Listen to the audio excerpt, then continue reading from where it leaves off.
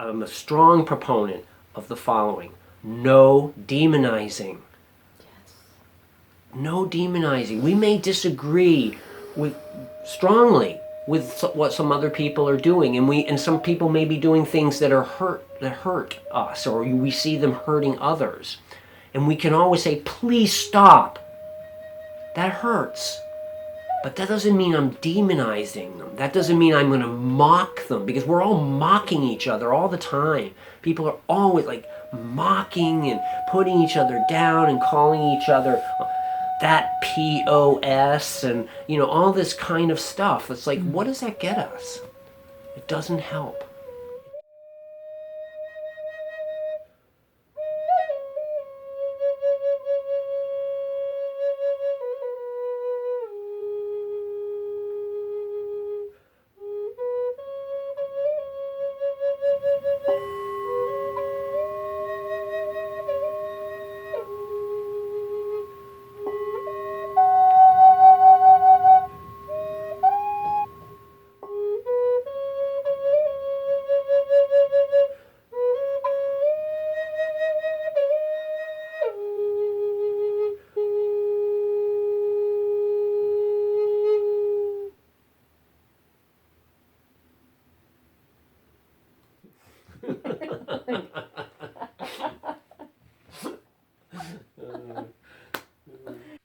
Welcome to my show. I would love for you to talk to all of humanity about you, about how you got into spirituality and where you're at now, and what is your vision for the future?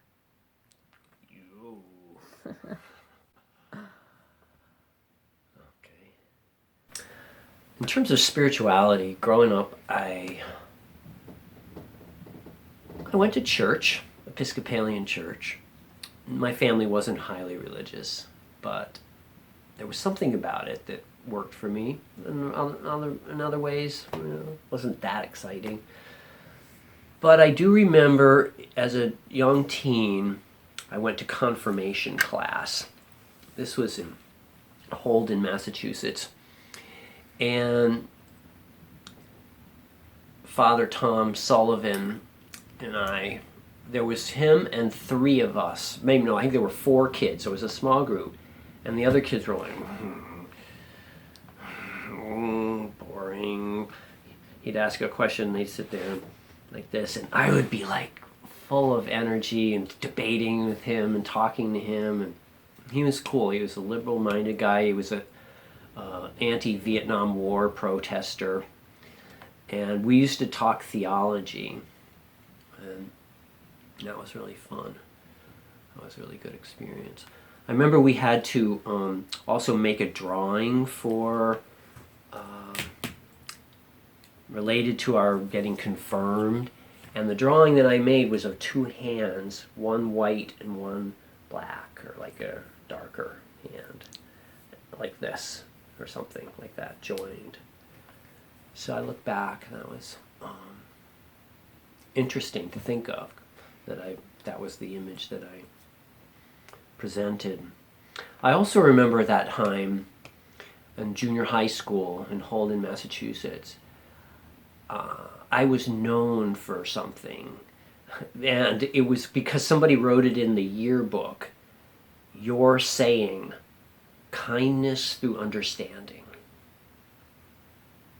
That was my saying that I used to promote among my friends. Kindness through understanding. I always felt that was the way to go. Yeah. So there was that. But, I wasn't like highly spiritually oriented in an overt sense, through my high school years. I went to boarding school. I was really interested in music, and I listened to lots of music, and kind of exploratory, like the rock of that era, I first, I remember listening as a young kid to Sergeant Pepper's Lonely Hearts Club Band and the Grateful Dead, and then some jazz. And I saw Ravi Shankar play. And then when I was in college, I was an English major, but I started to become interested in other things. I was really exploring improvisational music, and I read a book about Zen Buddhism. But then I read Carlos Castaneda, and I stayed at school one spring break, my junior year of college. This was in Amherst. And I stayed up all night, and I had this experience sort of spontaneously where I lay down in my bed and my body started to dissolve into light, I felt like. Or it was like, felt like it was dissolving, and it was like scary. And I jumped up, I was scared. And then I looked in the mirror for a second, my whole face exploded into light. And I was really scared. But there was something like that in the Castaneda book. I was like, oh, okay. And then I looked out the window and I noticed that the dawn was just beginning to arrive. And I felt such relief for some reason. And I got my shoes on and I went outside. The sun wasn't up yet, but the light was beginning, and everything was so vivid and so full of energy. And I had this recognition. It wasn't just this kind of mysterious thing. I recognized that what I was seeing was the way things were. It was just the same as everything always was. It was just that my perception was really clear, and I was noticing all the patterns, and I was noticing the vividness of everything. And I was walking, and then I turned to look towards the horizon where the sun was going to come up, and it wasn't coming up yet. And the energy that I felt from the light was so strong that it was affecting me like a wind. And I was like, my body was getting pushed. And I turned, and the moment that I turned away from the sun where the sun was going to come up, I felt 2 hands on my back. And I was like freaked out. I thought, whoa. I had this thought, maybe there was an angel behind me. And I was like, this is pretty weird.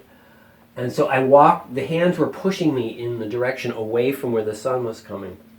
And I didn't want to look because I was afraid I was going to see something. And I thought to myself, well, this is all just because I'm like having this experience, but that's okay. That's the experience I'm having.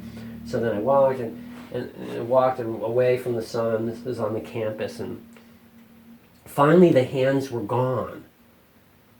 And I felt like I was okay to turn, and I turned, and at that exact instant, the first ray of the sun appeared above the horizon. And I had this like overwhelming like rush of love, and like I went running towards the sun, and there was sort of some woods, and I went through, and then I came out onto this hillside looking out over the sun, the dawn, the rising sun. And I had this incredible experience that I could understand that everything was united and one, and that everything was created out of the same energy.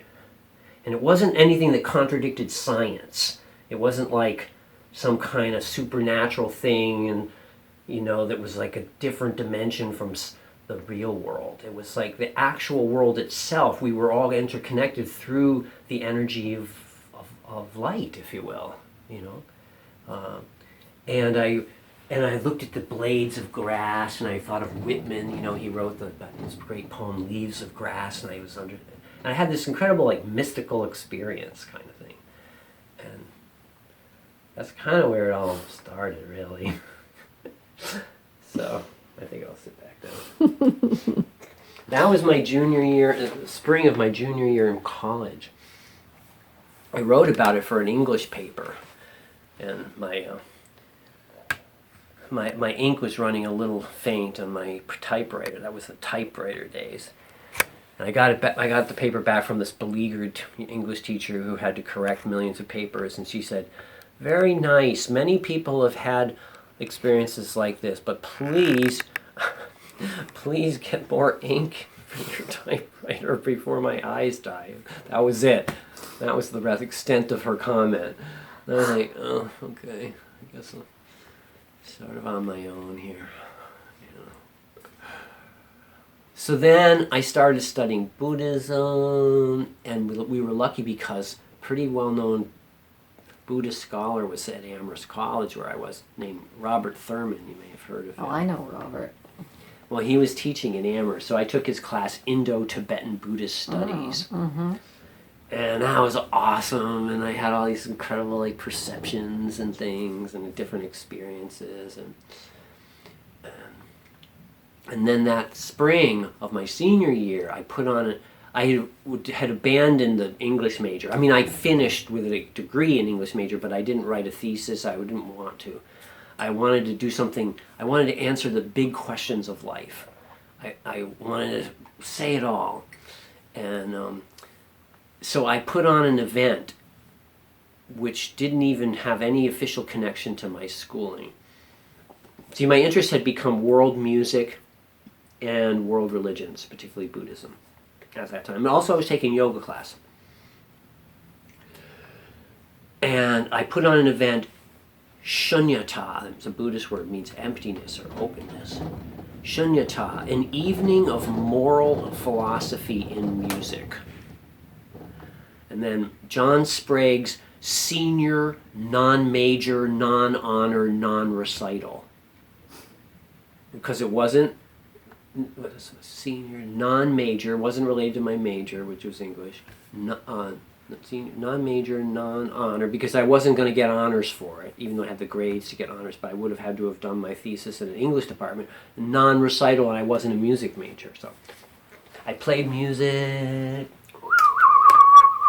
I moved around a little bit, but I actually had a professional dancer, and then we had a couple of musicians, and I said, if this ultimately is this great vast openness, this field of potentiality that is empty in the sense that nothing is fixed and everything is impermanent, then we have a choice what we want to create.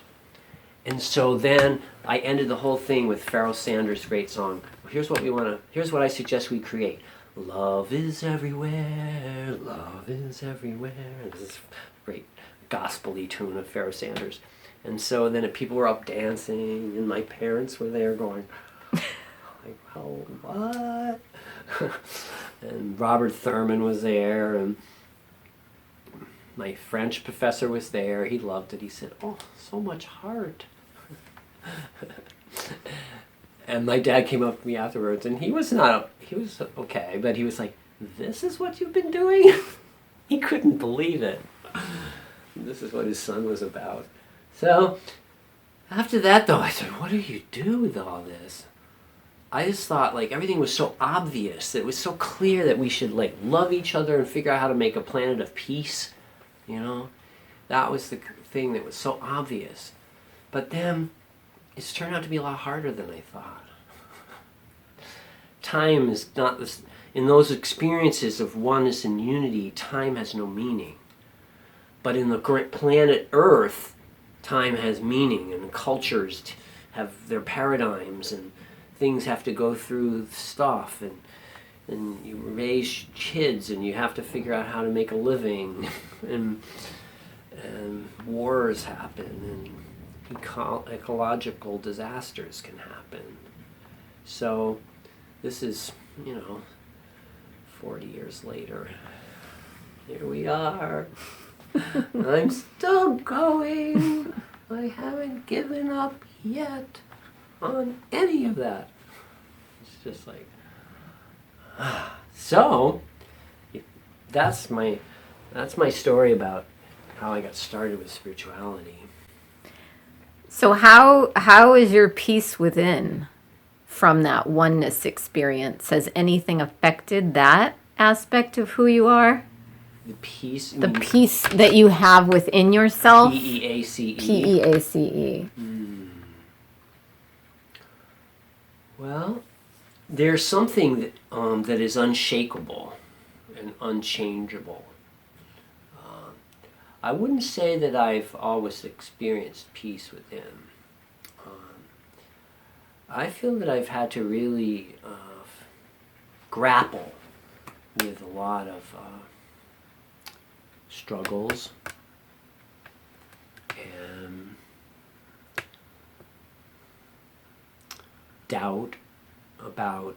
mostly doubt about how to manifest things in the material world. You would call it the three-dimensional world. That's really the questions that have been hard for me.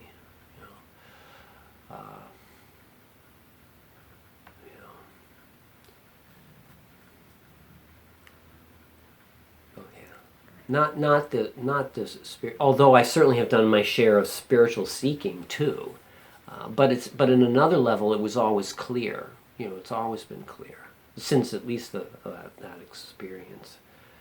And really, the two experiences of the putting on of that show led me into a very profound experience. I had another mystical experience that related to that show. I didn't tell you that part. Are you going to tell us now?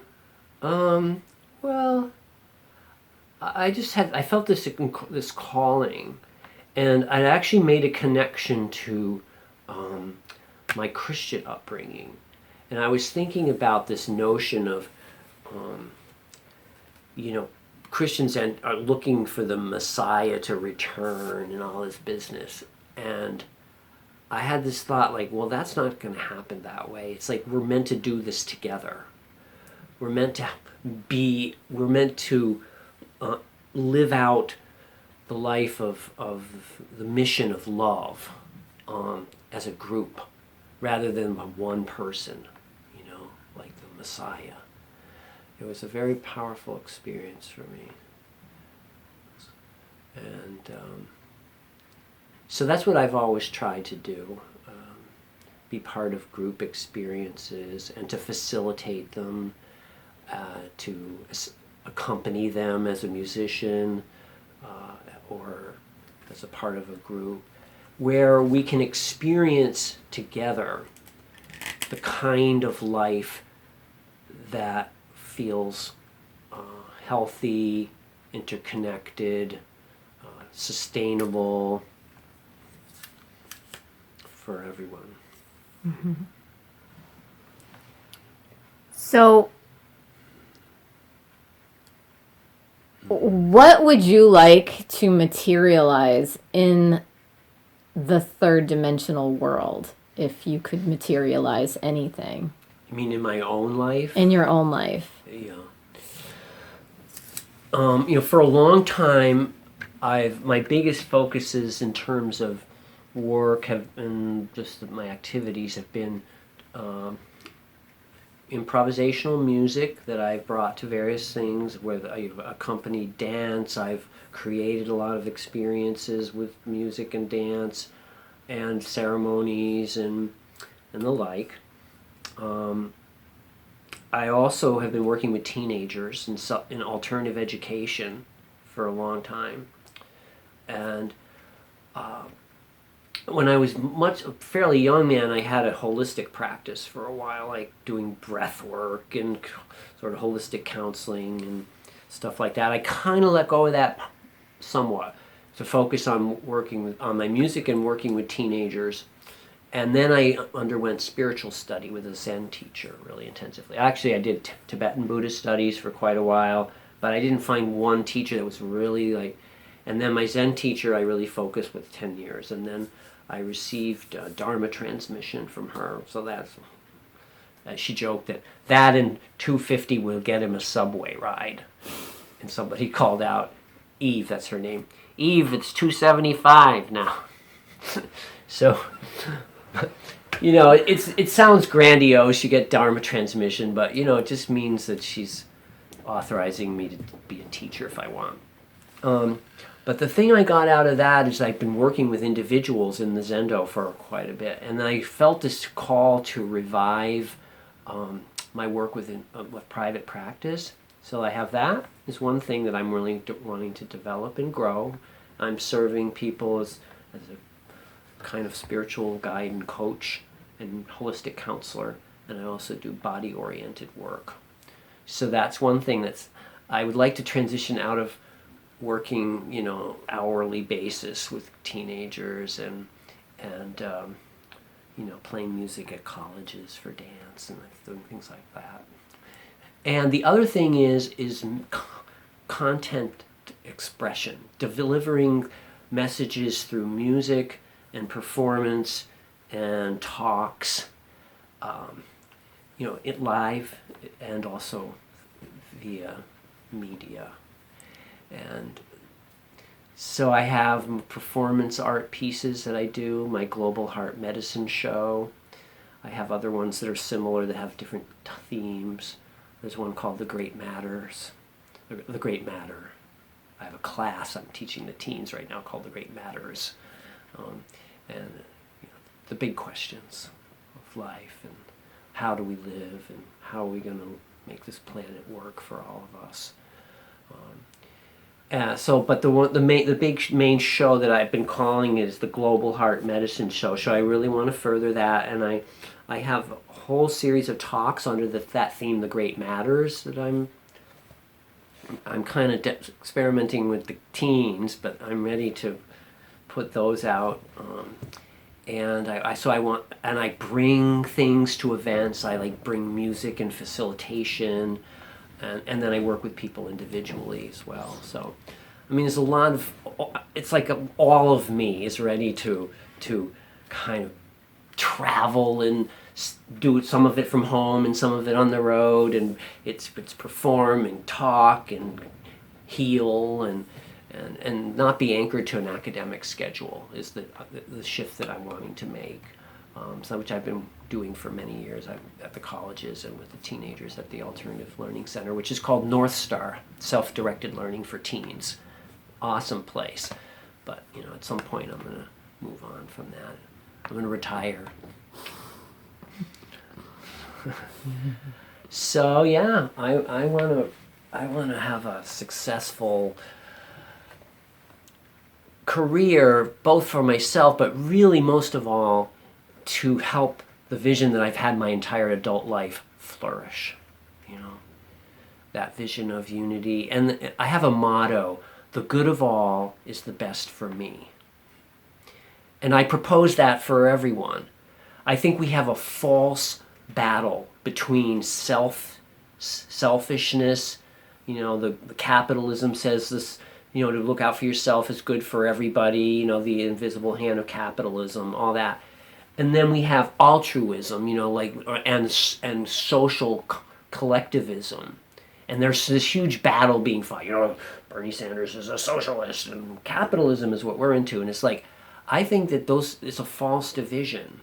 Sure, there's differences in policy on the political level, but I think that the good of all is actually best for me. Don't think there's a conflict. Because guess what? All includes me. So if it's good for all, then it's going to be good for me. Even if I'm a billionaire. Because who wants to live in a planet that's falling apart and the ecology is a disaster and everybody hates you because you're a billionaire and you're not helping everybody else out? Who wants that? That's not a good planet to live on. Even if you're rich, you have to be in some walled off community and, have guard dogs to keep out everybody who wants your money. It's like, we don't need this. Let's have a big family gathering here on the planet and let's work it out. And let's love each other and realize that we're in this together. Yeah? Yeah. Yeah. Definitely. Honestly, I'm not against anybody. I don't believe in billionaire bashing, by the way.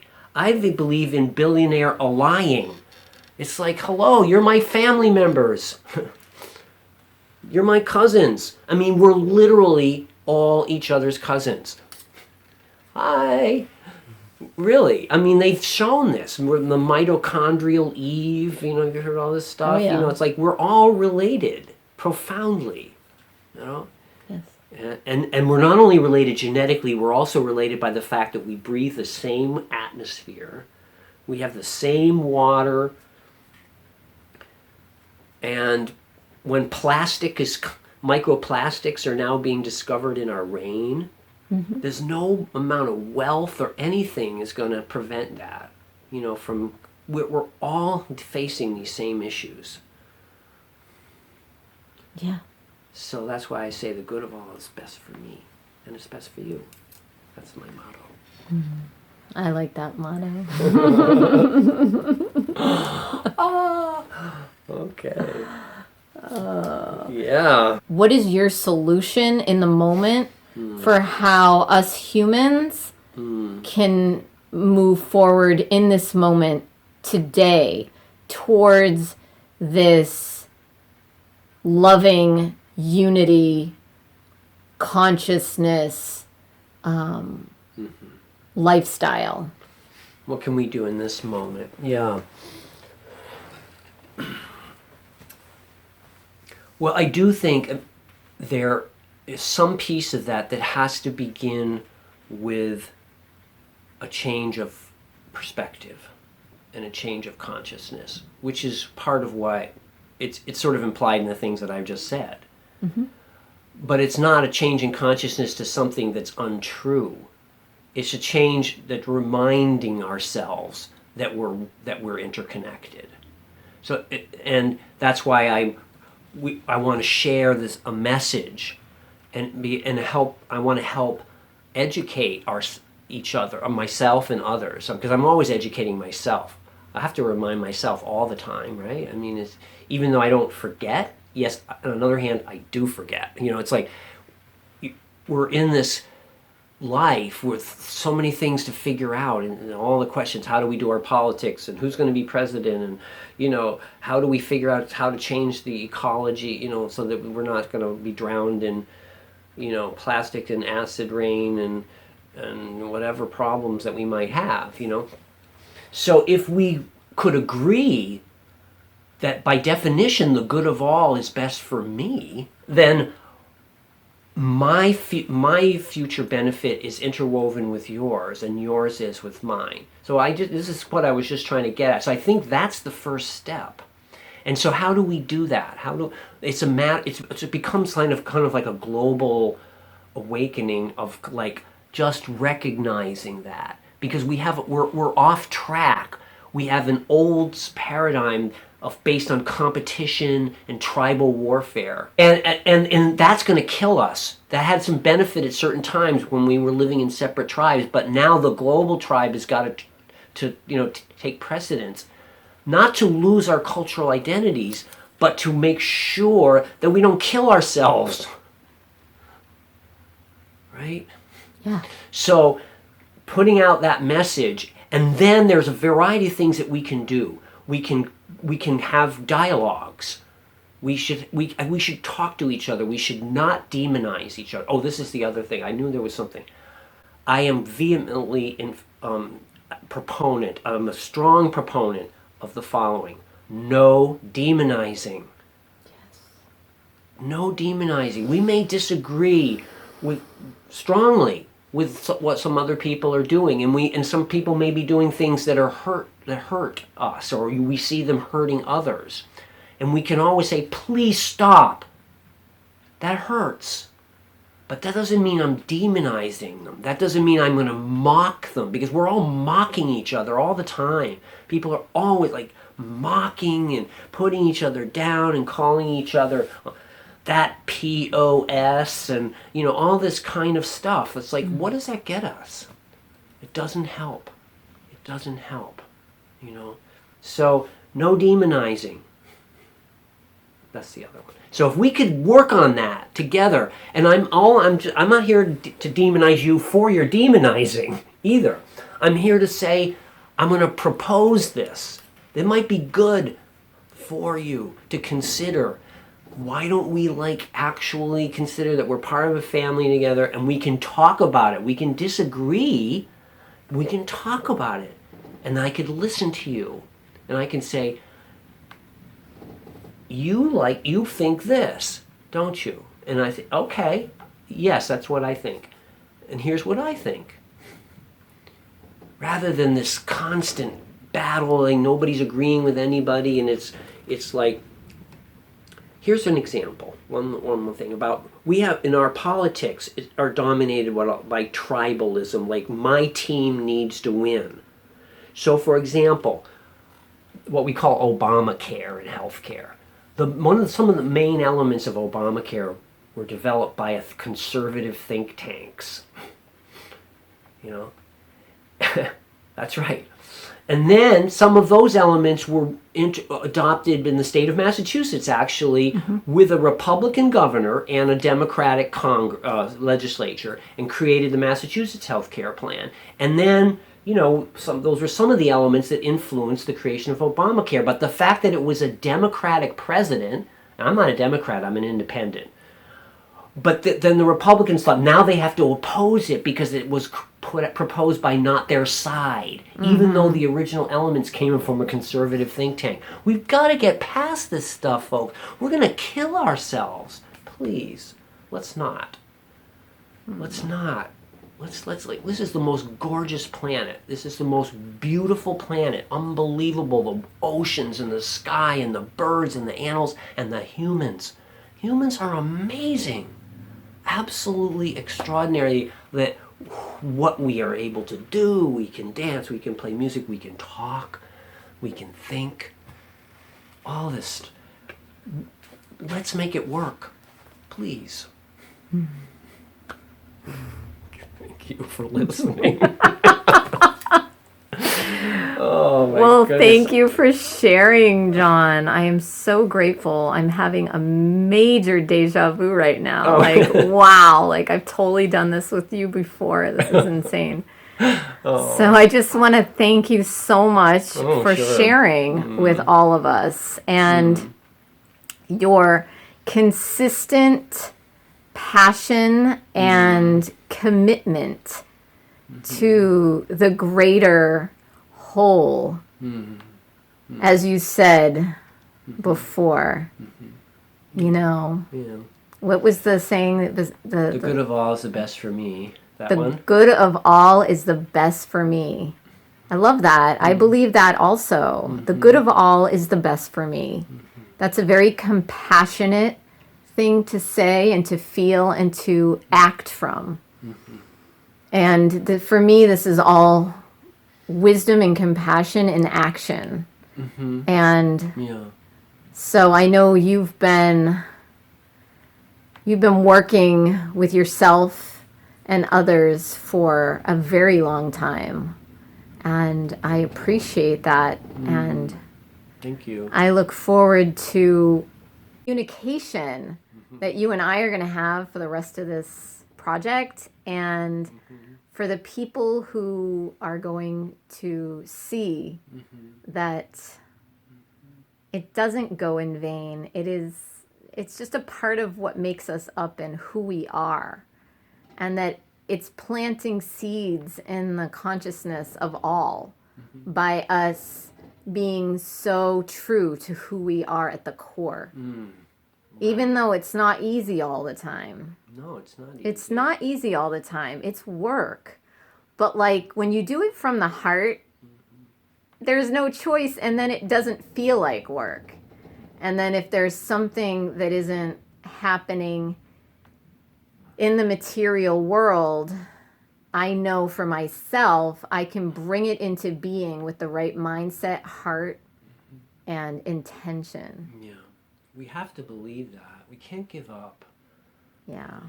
And essentially, when we give up, we're giving up on ourselves, and we're giving up on humanity. And I know there's a lot of reason to think that humanity is worth giving up on because of all the bad things we've done. But that's just because we haven't realized this fully yet together, that we can collaborate on a world that will work for all of us. Not in a, Hallmark card, like everything's going to be nice sort of way. There's always going to be stuff to deal with, but we can do it non-violently, on a basic level. Our approach has to be, we're in this together. Let's collaborate. Let's figure out, how to make this planet work. Right? Yeah. Yay. Like in a family. Yeah. Like in a healthy family. Yeah, or like a very good team. A good team. Like I think there's this a writer who has I think his name Douglas Rushkoff, I believe is his name. I've read a couple things. Team Human. Oh, I like that. Team Human. I'm on board, Douglas. Team Human. Team Human. and with that though, the whole biosphere, because we as humans we're not divorced from our biosphere, from our environment. So that includes the plants, the animals, the air, the water. That's why the environment is not a liberal cause. It has to be everyone, because we all have to drink water and breathe the air, right? Well, if we were all living our most natural selves, then we would be living more like nature. But because we have the ability as humans to be conscious of ourselves, there is a lot of room for, I don't want to call it making mistakes, but there's a lot of room on the polarity to make choices. We have free will, and we get to live out those choices, and we get to see how we decide for ourselves what part of the spectrum we want to live on. And that's kind of where I'm coming from now with what I'm doing. It's like, be aware of the spectrum and really tune into yourself and where you want to live on the spectrum, and then make all your choices from that, because that is the reality that you're not only creating for yourself, but you are rippling out and seeding in the world, because we are living, breathing entities. Yeah. And we affect each other, and we affect the ecosystem in the whole, as we've all seen. And to just bury it and stay asleep isn't even possible, I don't think, anymore. I think there has been a mass awakening, and that's a good thing. It doesn't mean that we should all cry and be upset and start, getting depressed. It's our time to really tune into ourselves and figure out what we want. That's what I'm encouraging people. What are your ideals? What are your motivations and intentions? And live by those, as opposed to the material things that you think you want, that some programming idea has told you want because they've said it's going to make you happy. Well, we all know that it's not going to make us happy. No matter how many boats you have, no matter how many houses you have, it's just more stuff to take care of. And quite frankly, it eats up all your time. And yeah, so it's beautiful for me to see us, two humans, coming together to share our visions, our desires, and our choices that we've made, and being honest about how it isn't just a bed of roses and smells like lavender, although it can if you carry around lavender. It's lavender laundry soap. But yeah, we can do this, and it's happening. And thank you for being a part of that with me. Yeah, thank you. Now let's play. Okay. Let's play.